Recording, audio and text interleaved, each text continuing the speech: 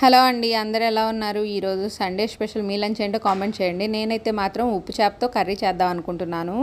ఉప్పు చేప అని చెప్పేసి పచ్చి చేప చూపిస్తున్నాను అనుకుంటున్నారా? ఇది డ్రైడ్ ఫిషే అండి. కాకపోతే వేడి నీళ్ళలో నానబెట్టడం వల్ల ఈ విధంగా మామూలు చేపలాగా వచ్చేసింది, మెత్తటి ముక్కలాగా. దీంట్లో అయితే ముళ్ళులు అస్సలు ఉండవండి. దీన్ని పండుగప్ప అని అంటారు. సముద్ర తీరంలో ఉన్న వాళ్ళకైతే ఫ్రెష్గా దొరికేస్తుంది. మనకి మాత్రం ఇట్లా డ్రై చేప తెచ్చుకొని ఫ్రిడ్జ్లో పెట్టుకున్నాం అంటే 1 year అయినా పాడవకుండా ఉంటుంది. ఎప్పుడు కావాలంటే అప్పుడు ఈ విధంగా వేడి నీళ్ళలో వేసుకొని చేసేసుకోవచ్చు.